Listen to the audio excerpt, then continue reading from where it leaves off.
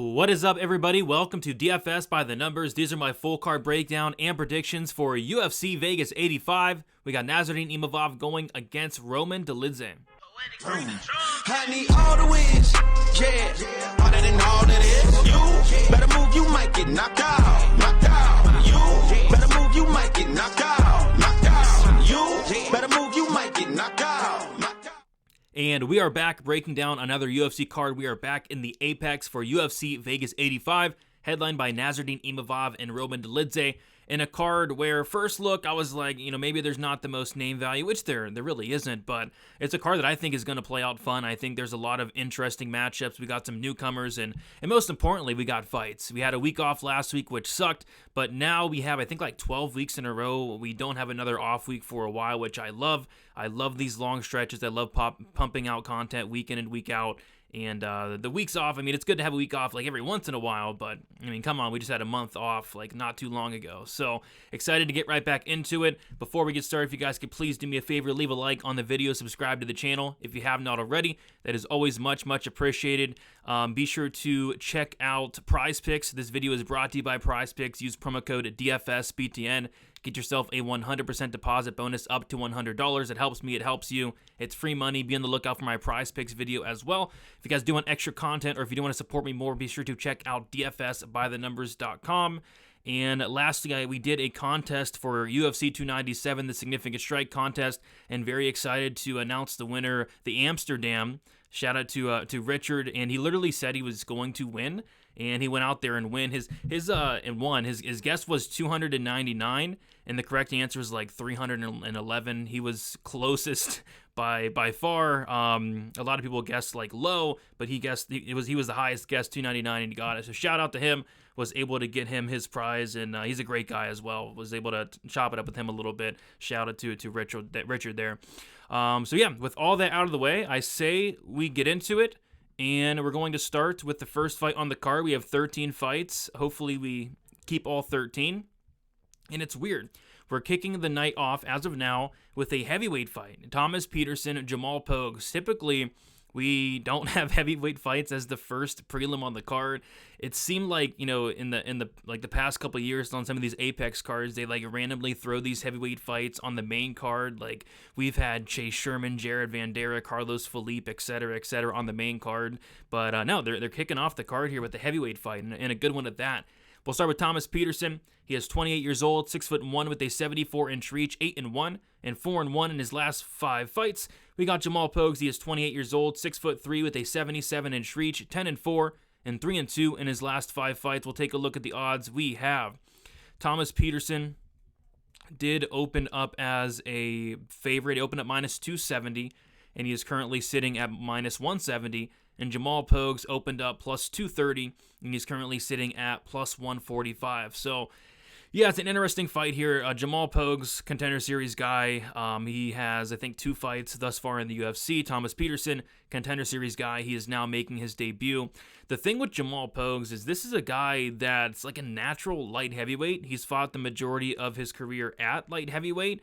And I remember, we saw his first fight on the Contender Series. He went out there, he wrestled, he looked good, honestly, at light heavyweight. Did not get a contract. He showed up the second time on the Contender Series, his second time there, and it's like, I didn't even recognize the guy. It's like, he showed up as a heavyweight. It didn't look like he even trained for the fight, and to be honest, it was a very lackluster performance, and honestly, a close-ish fight, but I guess they awarded him a contract, and it seems like Jamal Pogues has no interest in cutting back down to light heavyweight, which I think he should. I liked him down there, but I guess he's fighting up in heavyweight now, and it seems like the game plan of Jamal Pogues nowadays is to, not really wrestle as much, kind of stick on the outside and like jab for 15 minutes. It's not that fun to watch. His last performance against McParkin was atrocious, but I think this guy's good. It's just he doesn't look like himself anymore. So I would like to see him back down at light heavyweight, but that doesn't seem like it's going to happen. Thomas Petersen, this guy's never making a light heavyweight. He's a natural heavyweight, and although he's at a 2-inch height disadvantage in a 3-inch reach disadvantage. He is the bigger fighter, like the stronger fighter, I think. So both these guys, solid wrestlers. Thomas Petersen, wrestling background. And yeah, I was impressed with what I saw from Petersen. Obviously not the best competition, but this guy can definitely wrestle. And if he gets in the mount, he's finishing you shortly after. Really good ground and pound. Showed off a little bit of a submission game on the Contender Series as well. So yeah, I think it all comes down to whether or not Thomas Petersen's able to take down Jamal Pogues, and I kind of lean towards him doing so. We've seen Jamal Pogues taken down not only, we've seen him taken down at light heavyweight, right? We've seen him taken down by smaller guys. So I don't think he's going to fare too well against a big heavyweight in Thomas Petersen. And once Thomas and Petersen gets on top, like I said, his ground and pound's vicious and has a sneaky sub game as well. So I do like Petersen. The one worry would be, if this fight does get to the third round, the only time Petersen has been to the third round, he was knocked out by Waldo Cortez Acosta. The cardio is a big concern for Petersen. So Pogues, in theory, if he's able to survive those first 10 minutes, maybe he can get a late finish, but, I don't think Pogues is really finishing anybody anytime soon. So give me Petersen here. I think Petersen stops Jamal Pogues within the first 2 rounds. I'll call it a TKO, ground and pound in mount. Moving on, we have Marquel Mederos going against Landon Quinones. We got Mederos, who is 27 years old, 5'10", with a 69.5-inch reach, 8-1 and 5-0 in his last 5 fights. Landon Quinones, 28 years old, 5'9", with a 70-inch reach, 7-2 and 4-1 in his last 5 fights. We'll take a look at the odds here. Mederos opened up minus 220. He's currently minus 150. Landon Quinones opened up plus 185. He is currently plus 130. So I'll be honest, this is probably the matchup that I'm struggling with the most in terms of picking a winner. And I think these two are very evenly matched. I feel like this fight should be lined a lot closer because there's reasons to like both guys. Mederos is a guy that's training out of Factory X. This guy is good. I remember on the Contender Series, he went in there as an underdog against a grappler. I think his name was Isa Isakov, and he was able to completely shut down Isakov's game, and on the feet, it just wasn't even close or competitive. Isakov had nothing on the feet for him, and he went out there and looked like minus 1,000, right? He went out there and knocked him out with a big knee, but this is a completely different matchup. Isakov just looked like a fish out of water on the feet, looked like he didn't have a backup plan, whereas Landon Quinones, this guy's good. This guy's really good. He went out there and made his debut on very short notice against Nasrat Haqparast, and I thought Haqparast was going to go out there and probably knock him out, and almost a couple times, but this guy Quinones went out there and ate just an incredible amount of shots in that fight, was able to stay standing, showed an incredible toughness. Haqparast landed 171 significant strikes on this guy, and it looked at one point like Quinones was having a lot of success. He was looking like he was going to start to take over. He was landing those heavy leg kicks, but he did start to slow down, which rightfully so. He's taken the fight on very short notice. But yeah, great toughness from Quinones, incredible volume, great leg kicks, great power. He has good defensive wrestling as well. I just think this fight is primarily going to take place on the feet. If anybody does try to wrestle, I think it's going to be Mederos. Mederos has shown some wrestling in the past, but I don't really expect anybody to have success here on the ground. So I think these two are going to strike. I think this fight can go either way. I think this fight's going to decision. I think the judges probably mess it up, but give me the underdog here in Landon Quinones to win a very close decision. And this is low down on the card, but I think this fight has fight of the night potential. I think these guys are going to stand and bang for the full 15 here. So give me Quinones to go out there and win this fight by decision. Moving on, we have the return of Julija Stoliarenko going against Luana Carolina. Love this matchup. We got Stoliarenko, 30 years old, 5'7", with a 69-inch reach, 11-7 and 2-3 in her last 5 fights. Luana Carolina, 5'6", 30 years old, with a 69-inch reach, 9-4 and 3-2 in her last 5 fights. We'll take a look at the odds here. Believe it or not, Julija Stoliarenko is a favorite. She opened up as an underdog. She opened up plus 130. She's down anywhere from like minus 115 to minus 125. The Luana Carolina opened up minus 150, and she's anywhere from minus 105 to like plus 105, plus 110. So the line has kind of flipped here, and it's heavily in favor of Julija Stoliarenko. I think a lot of people are going to be picking her this week, including me. So, Stoliarenko is a specialist. She's really good at one thing, and that one thing is the armbar. Julija Stoliarenko has 11 wins, and I kid you not, it's the most incredible stat I've ever seen. 10 wins in the first round, 10 wins by sub, and even more specifically, 10 wins by armbar all in the first round. It's incredible. It is incredible. When she's winning, it is literally a first round armbar, and if she's losing, she's not getting that armbar. So I mean, if she goes out there and wins, it's probably a first round armbar, and she's taking on Luana Carolina, who I think she's, okay. Like, I think her takedown defense is actually good, which maybe that does help her here. I remember the Loopy fight, she did a really good job stuffing takedowns, although Loopy is a strawweight. She came in that fight on short notice. But yeah, her takedown defense is solid. Her striking is okay on the outside. She's a long fighter, long-rangey fighter, but yeah, I don't know. I just don't think she's that great. To be honest, I don't think either of these two fighters are great. But what I like about Stoliarenko is it looks like she's kind of turning a corner in her career. She's always had that like aggressiveness, right? She's always like overly aggressive. Sometimes to her detriment, if fighters can make her pay. But that aggressiveness, I think, is going to pay dividends here against Luana Carolina. And then also, Stoliarenko's starting to wrestle a little bit. She's somebody that really had no wrestling earlier in her career, like none at all. But I've seen her like hit some takedowns. She got a takedown against Jessica Rose Clark. I think she got one against Molly McCann. So, I mean, Stoliarenko, like if she can get takedowns, she's super dangerous on the ground. So I just feel like at some point this fight does hit the mat. I feel like at some point this pressure is going to cause Carolina some problems. And I feel like at some point maybe Carolina willingly goes down to the mat. I had a bet on Luana Carolina as an underdog in her last fight against Ivana Petrovich, and I almost ended up in the hospital because of some of the decision-making Luana Carolina was doing in that fight. She almost got subbed a couple times, and if you go down to the mat with Julija Stoliarenko, you are getting subbed. So give me Stoliarenko. It's weird seeing her as a favorite. I'm almost certain like this is the first time she's ever favored in the UFC because she's an armbar specialist, and that's really about it. But I'll say she does get that armbar in the first round and gets the job done there. All right, next we got a very fun fight. We got Jeong Lee going against Blake Bilder. We got Jeong Lee, 28 years old, 5'10", with a 73-inch reach, 10-1 and 5-0 in his last 5 fights. Blake Bilder, 33 years old, 5'8", with a 68.5-inch reach, 8-1 and 4-1 in his last 5 fights. Jeong Lee, let's see, opened up minus 255. He is currently minus 140. Blake Bilder opened up plus 215. And he is currently plus 120. So yeah, I went back and watched a lot of fights of Jeong Lee. I was actually really impressed with this guy in the first round. Early on, he's super dangerous. I like the striking. He has a ton of power. Even has a sneaky submission game as well. This guy, Lee, fought on the road to UFC. He had 2 first-round finishes, both very early. He had like an armbar, and then he knocked somebody else out. And then he made his debut against Yi Zha.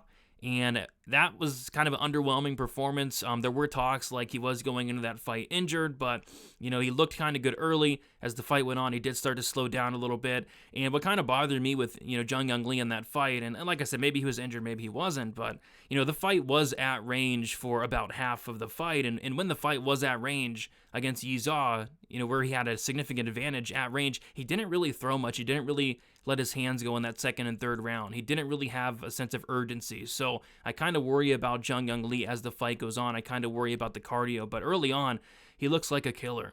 Blake Bilder is kind of the opposite. Blake Bilder is a guy that early on, he's a guy that drops first rounds like it's his job. There's so many fights where Blake Bilder is getting either dominated on the ground, 10-8'd, he's getting dropped, he's on the verge of getting knocked out, but, Blake Bilder is a guy that's just tough as nails. You got to really put this guy out to get him out of there.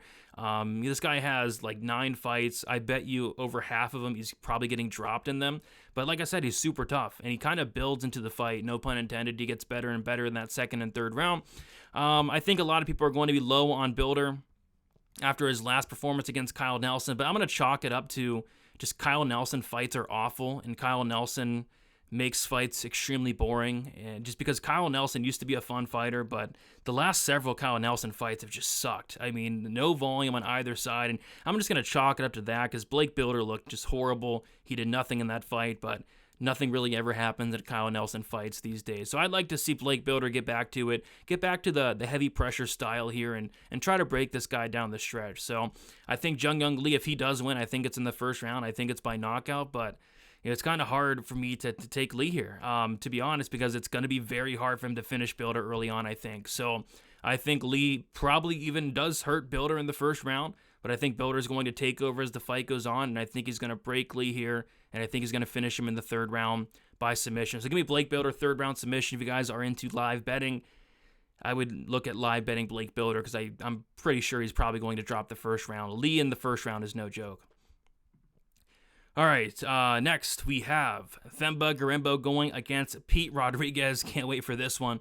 We got Themba Gorimbo, 33 years old, 6'1" with a 77-inch reach, 11-4, and 3-2 in his last 5 fights. Pete Rodriguez, 27 years old, 5'9" with a 73-inch reach, 5-1, and 4-1 in his last 5 fights. We'll take a look at the odds. Themba Gorimbo opened up minus 350, is currently minus 235. Pete Rodriguez opened up plus 285. He is currently plus 200. And yeah, this is a striker versus grappler matchup. Themba Gorimbo wants to do one thing and one thing only, and that is get the fight down to the mat. And I'll bet you he probably shoots a takedown within the first 30 seconds. That's just what he does. This is a fight where there's some question marks, right? Mostly on the Pete Rodriguez side. He has 6 professional fights. All 6 of them have finished in the first round. He's never seen a second, never seen a third. And he's never really been tested on the mat as a pro. As an amateur, that is a different story. He was subbed in 2019, and there was also another fight where he lost by decision in 2016, where he was taken down in every single round. And yeah, I went back and watched those fights. His ground game looked like atrocious, like very bad. But at the same time, those fights were 8 years ago and 5 years ago. So you got to expect Pete Rodriguez is making improvements. But from what I did see of his ground game, it was not good. And if it hasn't made improvements, Themba Gorimbo is going to sub him probably in the first round. So I worry about Themba Gorimbo. I worry about laying anywhere near this price tag because I don't know. This is a guy who I think a lot of people are behind right now. A lot of people are rooting for this guy. There's the whole story where I think Dwayne The Rock Johnson bought him a house, and he's a hard worker, but he makes a lot of mistakes. You know, he's submission over position. I don't think he has the best cardio. I don't think he has the best durability. With that said, he's going to be making improvements, working with some great guys. So I'm going to go Themba Gorimbo here by sub. I think he's going to take down Pete Rodriguez and probably sub him within the first 2 rounds. But Pete Rodriguez, in my opinion, is pretty dang alive here. It all depends. Like, what does Pete Rodriguez look like on the mat? I don't know. At least as a pro, I don't know. What does Pete Rodriguez look like in the second round? Again, I don't know. So there's a lot of question marks on this fight. I think it's going to be fun to watch, but kind of a tricky fight on that aspect. Give me Themba Gorimbo to win this fight, though. I'll say he wins this fight by second round submission. Okay, moving on. We have Azat Maksum going against Charles Johnson. We got Maksum, 29 years old, 5'7" with a 70-inch reach, 17-0, 5-0 in his last 5 fights. Charles Johnson, 33 years old, 5'9" with a 70-inch reach, 13-6, and 2-3 in his last 5 fights. We have Azat, who is a favorite, opened up minus 300, currently minus 200. Charles Johnson opened up plus 250, currently plus 170. Charles Johnson, MMA Twitter is like favorite fighter, but I'm sure a lot of people are very low on him now. I think he's on a 3-fight losing streak, and quite frankly, I'm kind of surprised to see him back here. But I think the reason we are seeing him back is because we're trying to get Azat, the undefeated guy, another win here. Because, I mean, if you're the matchmakers, right, you're like, okay, who can we give Azat to go out there and get a pretty easy win? Oh, give him Charles Johnson, the guy that with no takedown defense, with no get-up game. Well, yeah, let's give him Charles Johnson. So, yeah, I think Charles Johnson's getting his 4th loss here in a row. It's a tough matchup. It's a matchup that Charles Johnson struggles with, and there's a lot of footage of him struggling with this matchup. Azat is a good wrestler. Azat is a good grappler. Azat has good cardio. We did not get to see that much in his debut, but I think that is because he went against Tyson Nam, who, Tyson Nam, say what you want about him, but Tyson Nam has elite takedown defense. Before he fought Azat, it was 100%, and then after he fought Azat, it was like 89%. So it's still very, very good. And I did think Azat actually lost that fight. I actually thought it really wasn't even close. I thought Azat clearly lost that fight. He was outstruck in every single round, especially the second and third round. He was able to get 2 takedowns, but not really do anything with them. He was 2-for-11 on takedowns, but this is a completely different matchup. Tyson Nam, great takedown defense, great get-up game, extremely hard to get down and hold down. Charles Johnson, he can be taken down and he can't be held down. I mean, this guy gets taken down a lot. In his last fight, Rafael Estevam took down Charles Johnson 3 times. and controlled him for 9 minutes, which is kind of weird for Charles Johnson because Charles Johnson typically does do a decent job at getting back up. But no, Rafael Estevam controlled this guy for almost 10 minutes. That's a concern. Cody Durden took him down 11 times. Mohamed Makayev took him down 12 times. Ode Osborne, of all people, even took him down 3 times. Jimmy Flick took him down. Zalgas took him. I mean, this guy's been taken down in all of his fights, which has 7 fights in the UFC. That's a major concern. This guy's been taken down almost 30 times in 7 fights. It's ridiculous. So, yeah, I think it's a stylistic matchup nightmare for one Charles Johnson here. So I think Azat does go out there and get this job done, probably by decision. Charles Johnson, 6 losses, all 6 come by decision. So yeah, give me Azat here by decision. I think it's a very winnable matchup. And even if it's close, I think, or even if Charles Johnson does win, I think the judges will probably give it to the undefeated guy in Azat. That's typically what they like doing. So yeah, just another reason to like Azat, because I don't see Charles Johnson finishing here. So yeah, give me Azat to win this fight, Azat to win this fight by decision. Okay, moving on, we have the rematch that absolutely nobody asked for besides Molly McCann. I'm sure she asked for this fight here. So Molly McCann versus Diana Belbita. We got McCann, 33 years old, 5'4", with a 62-inch reach, 13-6 and 3-2 in her last 5 fights.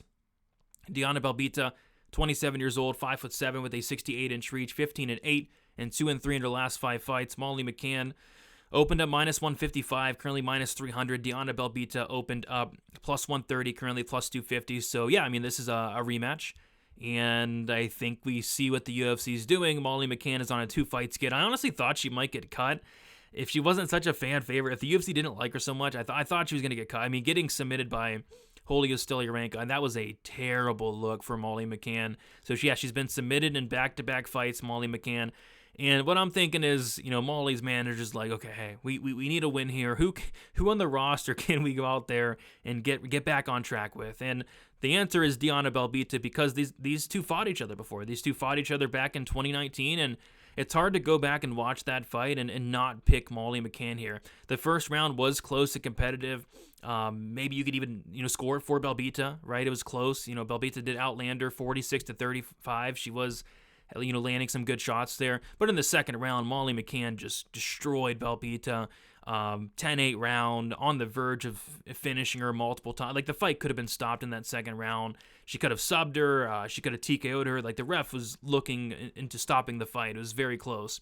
And Molly McCann ended up 30-25ing Diana Belbita on all 3 judges' scorecards, right? So it's hard to not pick Molly here. With that said, though, that fight was like 5 years ago. It was a long time ago.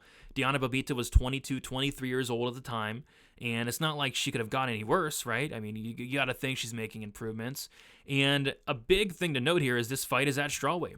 Molly McCann, after the Stoliarenko loss, she announced that she's going to go down to fight at strawweight. And she's never done that before, believe it or not. Molly McCann's never fought at strawweight as far as I'm concerned. So for a 33-year-old to go down to strawweight for the first time, I want to see her on the scales. But if she does go in there, she makes weight, she looks good. Yeah, Molly McCann should go out there and destroy Diana Belbita. I think Molly McCann's also going to be coming out with a chip on her shoulder, getting embarrassed. I mean, seriously, embarrassed in her last 2 fights. Just a big embarrassment against Blanchfield, which there's no shame in that loss. And then getting completely embarrassed by Stoliarenko, which there is some shame in that loss. So I think Molly's coming in here with a chip on her shoulder. As long as the weight cut goes good, I think she beats Belbita, and I think she can even finish her as well. So yeah, give me Molly McCann to win this fight by second round sub. Moving on, we have Gilbert Urbina going against Charles Radtke. We got Gilbert Urbina, 27 years old, 6'3" with a 75-inch reach, 7-2 and 3-2 in his last 5 fights. Charles Radtke, 33 years old, 5'9" with a 72-inch reach, 8-3 and 5-0 in his last 5 fights. So we have Urbina opened up -155, currently -200. Radtke opened up +135, currently +175. And yeah, this is a tough fight to call. The odds don't really indicate that. A lot of money's coming in on Gilbert Urbina, but I think it's one of those fights where I think we're really overrating Urbina here. And I think we're underrating Charles Radtke due to both their last performances. So we'll start with Urbina. So I've been doing predictions for like 6 or 7 years, and I very, very rarely change a pick ever. I think I've changed off the top of my head maybe 2 picks, right? I do my predictions early on, the weigh-ins, the interviews throughout the week, all that. I very rarely change my pick, maybe 2 or 3 times. This was one of the few times I did change my picks. I picked Orion Cosce to beat Gilbert Urbina, right? And throughout the week, Orion Cosce was going on interviews saying basically how he was dealing with like terrible health issues. Basically, he probably shouldn't even be fighting. He should probably be in the hospital. I mean, he was saying some crazy stuff, right? Orion Cosce. And then the weigh-ins happen, and Orion Cosce shows up. He looks terrible. He misses weight. And yeah, I changed my pick. I was like, okay, this is bad. This is very bad. Orion Cosce probably shouldn't be fighting. And I changed my pick to Urbina. Not only that, I did actually bet the under, and then I bet Urbina inside the distance at like plus 300 as well. So I not only changed my pick, but I bet on Urbina because of all the Orion Cosce stuff, because of the weight miss, because of all that. And fair enough, Orion Cosce went in there, and he looked bad, but that was the best Gilbert Urbina's ever looked by a mile. But like I said, I think we're overrating that performance a little bit. Like, he looked really good, but he looked good against Orion Cosce, who I think retired. Like, I don't think he's fighting anymore, if I'm not mistaken. Maybe I'm thinking about the other Cosce, but I know Orion Cosce is at the very least not fighting in the UFC anymore. So yeah, he looked good, but I'm not completely sold on Urbina. He went out there against Brian Battle in his debut, looked good in the first, got subbed in the second. In the Tough House, he got dropped like 50 times by Tresean Gore. I think he's very hittable. I question the chin of Urbina. So yeah, I still need to see a little bit more out of Urbina here. But for what it's worth, yeah, last performance, best performance by a mile. Charles Radtke, trash performance against Blood Diamond. A lot of people think this guy sucks. And yeah, it was a performance that did suck. It was probably in contention for like the worst fight of the year last year against Blood Diamond. But he went out there and won. Good for him. But I think he's a lot better than that fight does indicate. This is a guy than Radtke who's been fighting in CFFC for a while. A lot of fights in that promotion. CFFC champion, and you don't suck if you're winning a championship in the CFFC. I mean, that promotion's no joke. A lot of killers come out of there. So Charles Radtke, this guy has a ton of power in his hands. It's solid defensive grappling. He can grapple a little bit offensively as well. But I think this fight is going to finish here. I think somebody's getting served here. And I kind of think Radtke might pull it off here. Urbina might have some success early taking this fight down to the mat, but I just see at some point Radtke finding the chin of Urbina and knocking him out. I think Radtke's very live here. I think people are very low on Radtke after the Blood Diamond fight. This guy has a ton of power in his hands, a lot of knockouts as well. And Gilbert Urbina, I think he's a little bit flaky. I think there's questions with his durability, with his cardio. So I'm going to take Radtke here for the upset. I'll take him to win this fight by second round submission, but we'll see if Urbina can continue to level up here, because he did look good in his last fight. Moving on, we got Aliaskhab Khizriev going against Makhmud Muradov. We have Khizriev, 33 years old, 5'9", with a 74-inch reach, 14-4, and 5-0 in his last 5 fights. Makhmud Muradov, 33 years old, 6'2", with a 75.5-inch reach, 26-8 and 3-2 in his last 5 fights. We'll take a look at the odds. We have Khizriev opened up minus 225, currently minus 180. Muradov opened up plus 190. He's currently plus 155. So Khizriev making his return, like it's been a while. Khizriev like never fights. He has like 3 fights in like the last 6 years. So odds are he's gonna fight here, and then we'll see him again in like 2028. So I don't know why he's so inactive, but he is inactive nonetheless. And yeah, I mean, I went and watched a lot of his fights. I was extremely impressed with Khizriev. I think he's really good. Just wish he would fight more. I think he's a very, very good fighter, Khizriev. And I think it's a good matchup for him. I think stylistically, like, this is a matchup that Makhmud Muradov typically does struggle with. And by the way, Khizriev is 14-0, not 14-4. There we go. All right. So yeah. Khizriev's very good, and I think Muradov struggles with this type of opponent. Muradov's been taken down. Muradov's been submitted 4 times in his career. He's been knocked out as well. He's been finished 5 times. Muradov, I do think he's been, improving that takedown defense, that get-up game, but I just think Khizriev's on another level. I really do. This guy Khizriev can wrestle. He can grapple. He's very dangerous once the fight hits the mat. But the big problem with Khizriev is the fact that he never fights. So we'll see if this fight even does happen. Because maybe it doesn't. Like, this guy has a hard time getting to the cage, but if it does happen, I will go with Khizriev to continue that undefeated streak and go to 15-0. I think he gets a sub here as well. I think he takes down Muradov and finds a sub at some point here. So give me Khizriev to win this fight. I'll take him to win by first round sub. He typically gets his work done early. Rarely ever goes and gets into the cage, but when he does, it does happen pretty early. So I'm going to go first round submission for Khizriev there.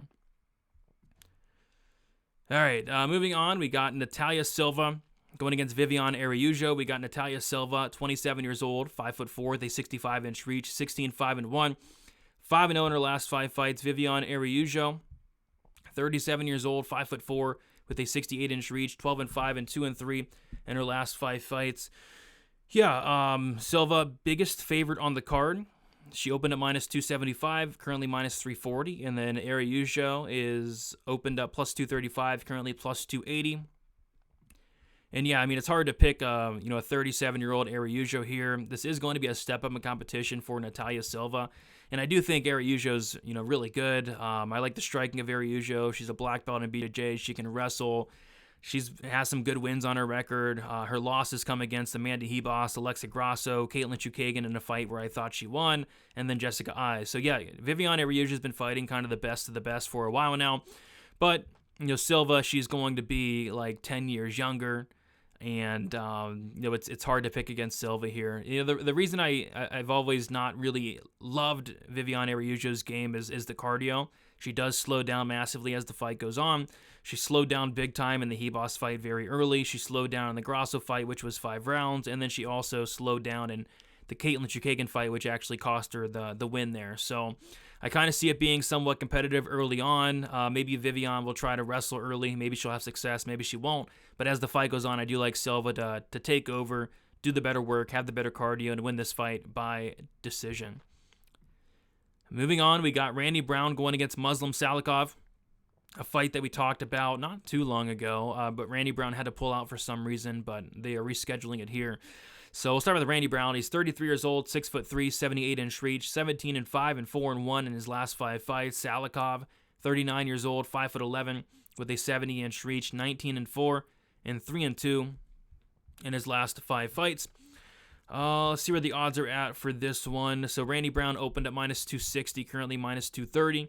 Salikhov opened up plus 220, currently plus 195. So first off, I got to bring it up every time he fights because I think Muslim Salikhov's a liar. This guy's not 39 years old. He's like 59 years old. I mean, this guy, just look at him there. And even worse, look at his Tapology picture because it looks like it was taken in like the 1930s. So there's no way this guy's 39. At the very least, he's 59, I think. So I think it's about 20 years off. I think this guy's a liar. I think, somebody needs to check his birth certificate because that's just off. But yeah, Salikhov, I've never really been a big fan of the guy. He's a guy who has a lot of wins in the UFC. Like, he's proved me wrong a lot, but his volume is very low. His cardio is not good. I think he has a huge hole in the grappling, but, he's fighting a lot of strikers. Nobody's really trying to take him down, so he's fighting a lot of other strikers, and he's landing big shots. He's getting some knockouts, and I don't know, just never been a big fan of the guy. He relies on a lot of big moments, because when he doesn't throw a ton, but when he does throw, he does hit hard. And he's a good striker, he is. But I worry about the cardio, I worry about the volume, and I worry about the ground game, and I worry about the age at this point. 39 is getting up there, but in reality, he's at least 70. So Randy Brown, he's 6 years younger at the very least. He's going to have a 4-inch height advantage and a massive 7 or 8-inch reach advantage. Randy Brown is a guy that I don't typically like trusting as a big favorite. I've bet him as a big favorite a couple times, and bet him against, I think, Trinaldo as like a big favorite, and I was like sweating in that matchup. Like, he makes things like a lot harder than they really need to be. But yeah, it's hard not to pick Brown here. The younger guy, the bigger guy, more volume, better cardio, way better grappling, and I just think Salikhov's kind of on his way out at this point. He's almost 40 years old. He doesn't have great cardio. The durability seems to be waning a little bit as well. So yeah, I'm going to take Brown here. Last time these two fought, I did pick like a club and sub. I'll stick with that. Give me Randy Brown, club and sub, second round. Moving on, we have the co-main event, which is the phenomenal fight. I kind of wish this was 5 rounds, but at the same time, it probably finishes in like the first round. So it's a great fight though. Renato Moicano going against Drew Dober. We got Moicano, 34 years old, 5'11", 72-inch reach, 17-5-1 and 3-2 in his last 5 fights. Drew Dober, 35 years old, 5'8", with a 70-inch reach, 27-12 and 4-1 in his last 5 fights. Moicano is opened up plus 110, currently minus 145. Dober opened up minus 130, currently plus 125. I feel like this fight probably should be, closer to a pick'em. It's about a striker versus grappler as you're ever going to get. Moicano is very dangerous on the mat. And he's dangerous on the feet as well, but I mean, he would not want to really strike with Dober here, you wouldn't think. And then Dober is very dangerous on the feet. And you kind of look at Drew Dober like this is a matchup that he does typically struggle with, and it's probably why he's the underdog here. We haven't seen Moicano in a while. It's been like a year and 2 months, and honestly, it feels a lot longer than that. Like, I swore it was like at least 2 years, but no, it was only a year and 2 months. So he's been off for a while, but it's not a crazy long time. Not really sure why he's been off, but I'm excited to see him back here because anytime really both these guys fight, it's always a fun fight. It's always a banger. Moicano, 9 of his last 10 fights, I think, have finished inside the distance. The one that didn't was against RDA in a fight that should have been stopped like 70 different times. And then as far as Drew Dober, I think it's like 8 out of 10. Something like that. I mean, these guys are finishers. These guys are killer-be-killed fighters, and stylistically, I like how this matchup lines up.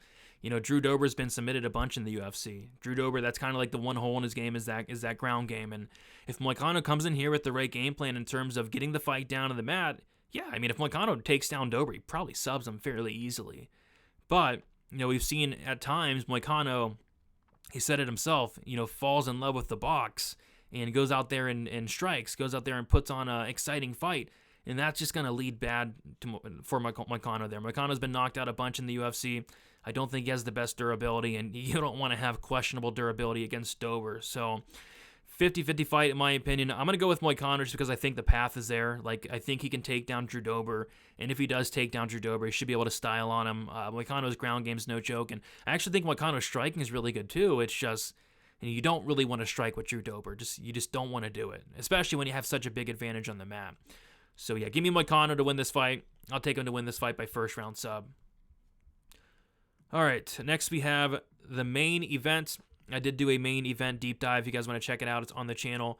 But yeah, we got Nassourdine Imavov, Roman Dolidze, 5-round main event in the middleweight division. We'll start with Imavov, who is 27 years old, 6'3" with a 75-inch reach, 12-4, and 3-1 and 1 no contest in his last 5 fights. That no contest coming against Chris Curtis in a fight that he's on his way to winning. As far as Dolidze, 35 years old, 6'2" with a 76-inch reach, 12-2 and 4-1 in his last 5 fights. We'll take a look at the odds. Imavov opened at minus 130, currently minus 160. Dolidze opened at plus 110, currently plus 140. The odds certainly do surprise me because Dolidze has a very big fan base. A lot of people love this guy. A lot of people might even be in love with this guy. I mean, people love this guy, Roman Dolidze, and rightfully so. I mean, this guy is very entertaining to watch. He's one of those guys that you can never count out. He can always find a way to win. He'll be losing a fight up until he lands a big shot or finds a sub. And in his last fight against Marvin Vettori, a lot of people thought he won that fight, and yeah, you could definitely make a case for Dolidze. He was outstruck in every single round by a decent margin, but he did have the bigger moments. So it was a close fight against Vettori there. This is a fight where, since it's 5 rounds, I think the 5 rounds obviously does favor Nassourdine Imavov, although I don't think he has the best cardio himself. It does favor him. Dolidze's never been 5 rounds, never seen the 4th round. Imavov has went 5 rounds for what it's worth against Sean Strickland, and Dolidze does definitely slow down as the fight goes on, very notably.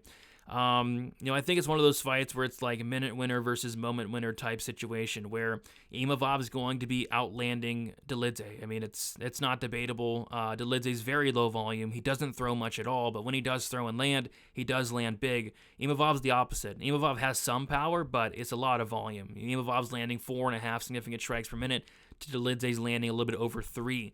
I'm not sure Dolidze is going to be able to wrestle. It's not something he does in general. Dolidze has 8 or 9 UFC fights. I think he has maybe 8 takedowns in the UFC, and I'm not sure he's going to wrestle here because it's a 5-round fight. And if he is wrestling early, I'm not sure he's going to be able to keep that up for 25 minutes. I think these two are primarily going to strike. I think it's going to be pretty competitive early where Imavov's getting the better in terms of the numbers, but Dolidze's landing some big shots. But I think as the fight goes on, Imavov starts to get better and better. Dolidze starts to slow down a little bit. I'm going to take Imavov to win a pretty close decision here. I think this does go the full 5 rounds, believe it or not. So yeah, give me Imavov by decision, but you know, Dolidze is one of those guys where it wouldn't shock me if he like knocked out Imavov or like heel hooked him or got a toe hold. Like he just always finds a way to randomly win fights. I mean, it doesn't make sense a lot of times, but it certainly happens. So maybe that could happen here, but I'm gonna go with the minute winner, Imavov to win a decision. There you guys have it. Thank you so much for watching. If you guys could leave a like on your way out, subscribe to the channel, check out dfsbythenumbers.com. I'll be putting out content on there throughout the week. Check out Prize Picks. This video is sponsored by Prize Picks. Use that promo code DFSBTN. Get yourself a 100% deposit match up to $100. And outside of that, that's all I got for you guys. Be on the lookout for more content throughout the week. Betting content, DraftKings content, Prize Picks content, you name it. Week in and week out, try to pump out as much content as possible. Thank you guys so much, and enjoy the fights Saturday. See you later.